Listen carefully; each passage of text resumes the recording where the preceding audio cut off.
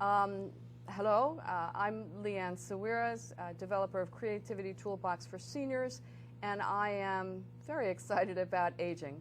With me today is Michel Mockers, artist, filmmaker, and I think a true Renaissance man. Welcome, well, Michel. maybe it's a little too much because they put a lot on my shoulders. So you're a Perhaps. Renaissance man. I think it's very important for people to have vision of what aging can be. Not everyone is active in their later years. Not everyone has had exposure to the arts. And I'm very interested in talking to people like yourself to get a deeper understanding, to share of how you became who you are, how things changed in your life. I have a series of questions that I'd like to ask you. Oh, please. I will try to answer. Okay. Let's start perhaps with you giving me a little bit of a background of yourself as an artist. Let's start with that.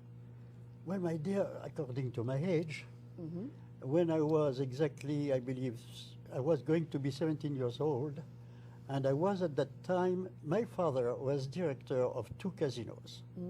But mean casinos, not the Atlantic City, the slot machine, Yes. the real thing in The old real time. casino. Yeah, absolutely. I wanted to be a musician, in fact, because music is a family tradition. My father, my grandfather, all ancestors were organ builders. So the whole family is in music. One of my daughter is a conductor of orchestra and choir conductors, and I wanted to be a musician, but at the end of the war, no way. Yes. No way to go for learn music and all that. So I said, I will not be a musician, I will be a painter if I cannot be a musician. And it's how it started. So we had a friend who was the, let's say, the very #1 fresco painter in France. And of course teaching in a Beaux-Arts. So, and he was a good friend of my family, so I said, Léon, what shall I do? You know that I want to become a painter, and you know, and I wanted to be back to classicism, if you want. Yes. It was already, you know, the abstract thing coming out, but I wanted to be classic. So I said, where shall I learn the classic way of painting? He said, go everywhere you want, but not in the Beaux-Arts, where you will learn absolutely nothing. Yes. To what you want to do, go by yourself. It took me years, my dear. Years. Self-taught. Self-taught. It took me years and years and years. Now, what I did also was, plus, during the war, I had something that practically nobody has been able to have in his life. I was more or less in charge of watching over all the drawings of the Louvre. We were hidden in the castle of Valençay, which was my sector of operation. Yes. So at the end of the war, I was able, I had the permission to go in the Louvre and take in my hands, like that, absolutely in my hands, Yes. the drawing of Leonardo da Vinci. Absorb some of the energy from it. Michelangelo. Yes. Nobody has that privilege to do Yes. that, but because what? So if it was going to be music and then it moved to art and it's been art as a main theme. Yes. There have been other themes, I understand, in your life, but art as a main theme. Has it really become your true path? Do you feel that art has satisfied you as a true path for you? Oh, absolutely. Yes. How has, over the years, your being an artist changed your view of the world? Do you see it artistically? Do you see it visually? Let's talk a little bit about that. You are asking me my big question. Means that I did always consider living on the 2 viewpoints. One viewpoint is that art is the only real way of expression of humanity.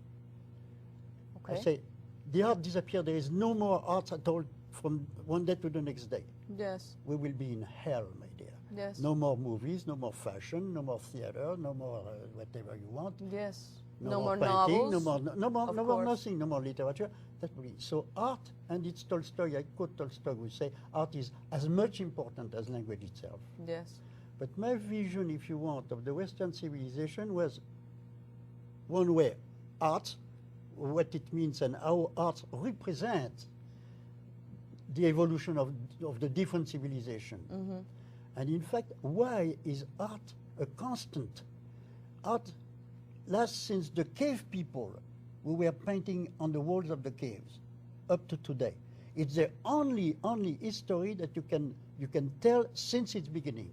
Civilization disappears, art is still here. Now, does art, in your opinion, represent civilization? Does art represent the human spirit? Yes, but the human spirit, if you want, of course, it's civilization that goes together. Yes.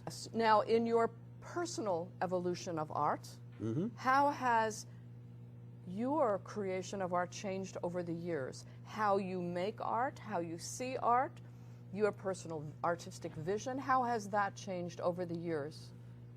Not really.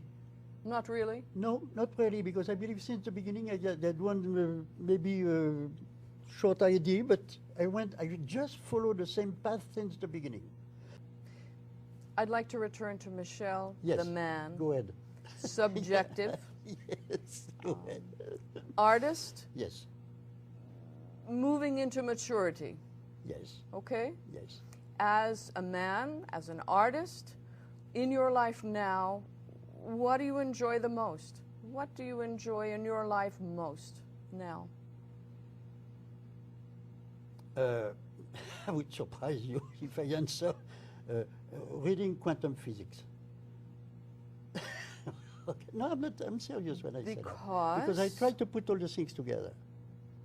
Because it stimulates you, because it's foreign, because it's something from it another universe? What? No, it explains. It explains a lot of things. I like to think that that table is a table, but at the same time it's not a table. So you like to utilize your mind. You like to tickle your mind. Yeah, always. Okay. Always.